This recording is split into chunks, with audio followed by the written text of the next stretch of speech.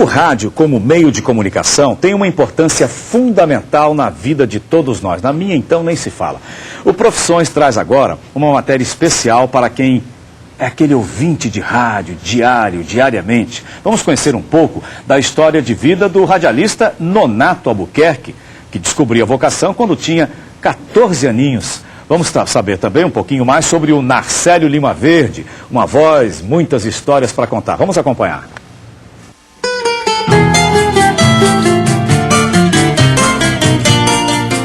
As notícias da nossa cidade e região. Apresentação: Nonato Albuquerque. Bom dia, são 8h05. A justiça suspende... Ele nasceu no município de Acopiara.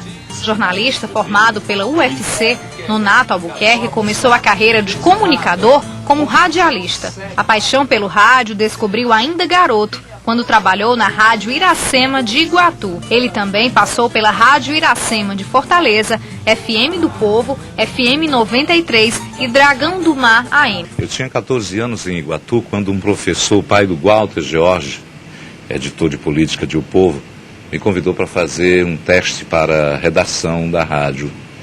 E a partir daí comecei a me interessar pelo meio, por esse meio que a gente convive. Aos 16 anos faltou um locutor e o Lindenau disse: olha, hoje à noite você vem para cá para trabalhar à noite. Não sabia nem o que era, ele também não disse. Quando cheguei tinha uma ordem é bom, né? Para que eu pegasse o microfone e fizesse o programa, que era uma das maiores audiências da noite. Quando o microfone foi aberto pelo operador, sumiu a voz. Eu estava me tremendo. Nunca tinha falado em rádio. Foi a partir dessa tremedeira que até hoje ainda me tremo quando vou fazer qualquer coisa, porque é como se a gente estivesse começando. As lembranças vieram à tona em uma entrevista feita antes dele entrar no ar, com o jornal matinal Grande Jornal. Ele é considerado uma voz atuante na Rádio O Povo CBN, onde trabalha há quase 3 décadas. Nonato diz utilizar a voz profissionalmente quase 6 horas por dia. Não tomo gelo, gelado, não irrito a garganta, descanso muitas horas por dia, nadinha. Tudo isso é um exercício que quem desejar utilizar a voz como material de trabalho precisa zelar, como a gente zela pelo corpo, como a gente zela por um carro, muito mais porque é a forma com que a gente se comunica.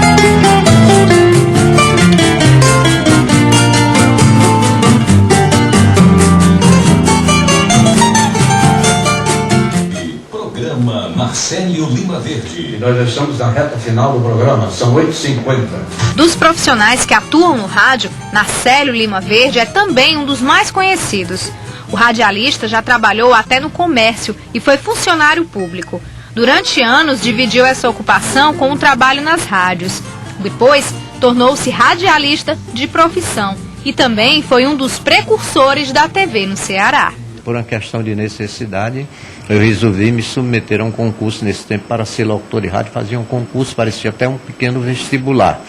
E eu me submeti ao concurso, fiquei em 3º lugar, me prometeram que eu seria aproveitado se um dos dois que estavam na minha frente desistisse. Um dos dois desistiu e eu fui admitido na Ceará Rádio Clube até 9. Ele conta que no início da era do rádio, a boa voz, ou voz metálica, como ele gosta de chamar, era apenas o que importava. Hoje, o cenário mudou, conta o radialista que atualmente trabalha na Rádio FM Assembleia. Quando eu comecei no rádio, há mais de 50 anos, a gente chegava no local, quando falava, alguém reconhecia pela voz. Depois, com a chegada da televisão, aí juntou uma coisa com a outra, a voz e a imagem da pessoa. Mas a voz tem uma força imensa. E repito, principalmente se ela é bem colocada. Pode prestar atenção, eu não tenho a voz do grande narrador, eu tenho uma voz colocada, agradável, e na minha impressão o meu estilo de trabalho é um estilo coloquial. Talvez por isso a minha voz fique mais agradável.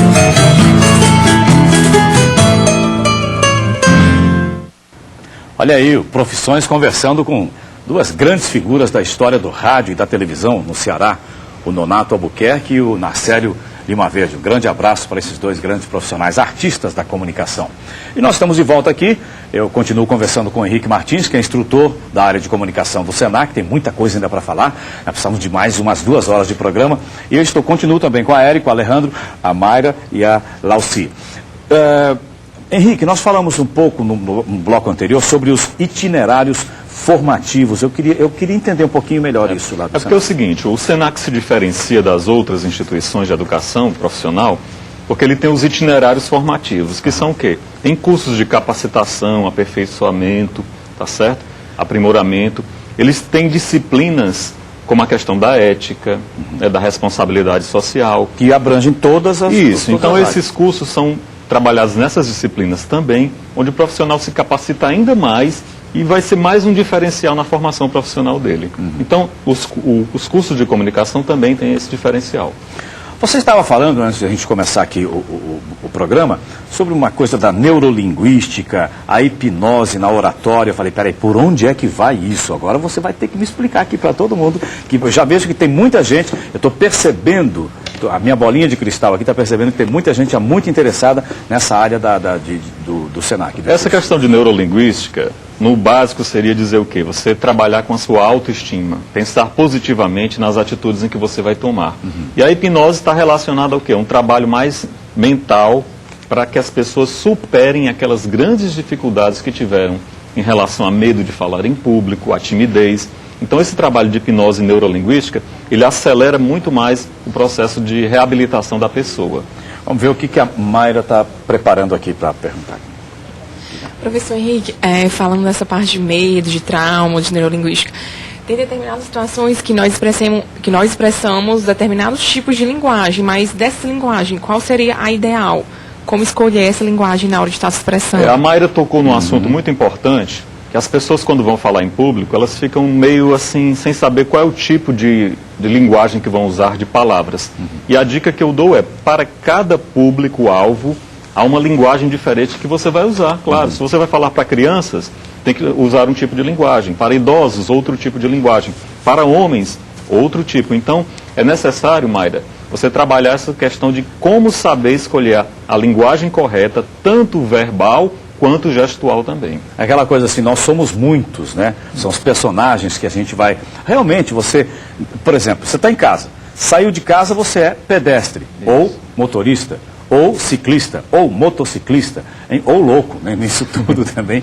Enfim, realmente o tempo todo, Mayra, inclusive quando nós estamos dormindo, também estamos nos sonhos desempenhando outros personagens. Mas eu vou ficar quietinho aqui, porque a Érica tem uma pergunta, senão eu vou acabar tomando todo o tempo aqui. Diga aí, Érica. É a questão dos traumas, né? Como lidar com os traumas de falar em público? Essa eu quero ver. Pois é, Érica, aí entra a questão de quê? Da hipnose e da neurolinguística. Quando eu pego alunos que têm uma dificuldade muito grande, um trauma muito forte na infância, por exemplo, que eles foram discriminados pelos colegas, foram fazer uma leitura e foram assim, escorraçados pelos colegas, debochados.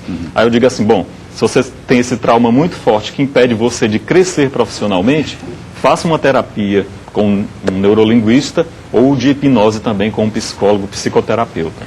Então, isso também, Érica, está ligado um pouco ao que nós falarmos aqui no intervalo. A gente fica aqui, viu? Você que está assistindo aí, enquanto está o intervalo, a gente está cochichando aqui uma série de coisas. É a questão do nervosismo, que o próprio Nonato falou, olha, a gente fica tremendo nas bases sempre, mesmo com tantos anos de experiência. E eu estava lembrando aqui que é importantíssimo esse nervosismo. Se você fala, já tenho 40 anos de profissão, eu pego esse microfone aí, eu subo no palco sem... Não faça isso que você vai errar. Esse nervosismo, pelo menos na minha experiência, é um respeito que você tem com a plateia ou com o ouvinte, com o telespectador.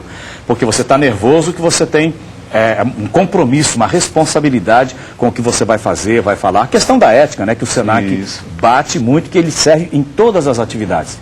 E lembrando que a timidez, viu, Mayra, é uma arma de todos nós. Eu sou tímido, o Henrique também é tímido. Nós temos a timidez como uma reserva também Mas por que eu estou falando isso tudo aqui? Porque eu quero que vocês falem. Eu quero que o Henrique me diga, então, para 2011, quais são as datas dos cursos no Senac? Quando é que a Ana Cristina, o Carlos, o Henrique, o outro Odilon que está do lado de lá, já assistindo a gente, pode procurar o Senac para as inscrições, para as informações? Exatamente. Os cursos do Senac, eles são trimestrais, então a cada 3 meses há uma renovação de cursos. Os cursos são colocados à disposição do público. Então nós temos na área de comunicação, assessoria de imprensa, nós temos o técnicas de dicção e oratória, a arte de falar em público, comunicação para vendedores, comunicação para gestores também. Então todos esses cursos são oferecidos assim trimestralmente. Os alunos podem procurar o Senac e com certeza, pelo resultado que a gente vê aqui, até os alunos falando, os ex-alunos também, os cursos são bem assim dinâmicos, práticos, principalmente nos meus, Odilon, porque eu faço o aluno participar desde o primeiro dia de aula, eu coloco ele lá na frente, falando no microfone, com o púlpito, fazendo leitura, então a prática nos meus cursos, principalmente, são bem interessantes. E você, radialista também, tem uma coisa aí do Clube do Radialista. Como é? Conta pra gente. Clube do Radialista aqui no Ceará, você diz? Enfim, eu acho que as pessoas normalmente se organizam, as diversas corporações, entidades, grupos profissionais, e acabam tendo sua forma social de se encontrar e tal.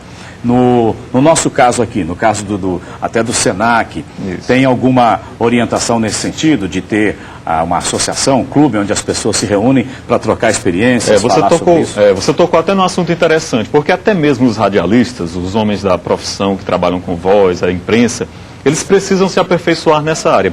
O Senac também está pensando em implantar no próximo ano cursos em relação à locução, aperfeiçoamento de locução. Até nós falamos a questão dos audiobooks, né? Sim, exatamente. Que são de locução. Então nós vamos trabalhar com essa questão também de aperfeiçoamento da locução para os radialistas, os jornalistas também e os homens da imprensa. Você lembrou também, eu já estava esquecendo de tocar nesse assunto, você que está acompanhando a gente com a voz feminina, voz masculina, há um grande mercado emergente, surgindo no Brasil todo, que é justamente a gravação de livros, que não é apenas para os institutos dos cegos ou para quem tem deficiência visual, mas é para todas as pessoas. Eu conheço pessoas que gostam de deitar numa rede, na varanda, ligar ali o CD e ouvir o livro, né, bem contado, a narrativa, etc. Tal. Mas o programa, a conversa está muito boa, 2 dedinhos de prosa, nós vamos conversando aqui e ali, mas o programa chegou ao seu final. Henrique, eu quero muito agradecer aqui a sua participação. Eu tenho certeza absoluta de que as pessoas que estavam pensando no assunto já estão realmente interessadas. Agradeço a Érica, o Alejandro, a Mayra e também a Lauci, que é também uma profissional da área dos cerimoniais, apresentação nos palcos, senhoras e senhores, ladies and gentlemen. E nós falamos hoje das diversas oportunidades e cursos de capacitação no segmento da comunicação. Ajude-nos a fazer o próximo programa. Mande sua sugestão de temas para o nosso e-mail profissões@tvopovo.com.br. E se você tem alguma dúvida ou quer mais informações sobre os diversos cursos que envolvem o segmento da comunicação, procure a unidade do Senac mais perto de você.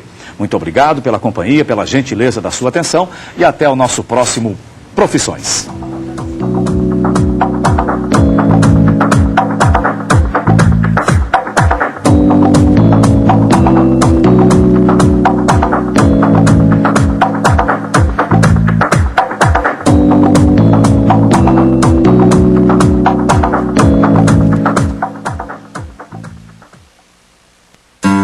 Quando a Cícera entendeu que com conhecimento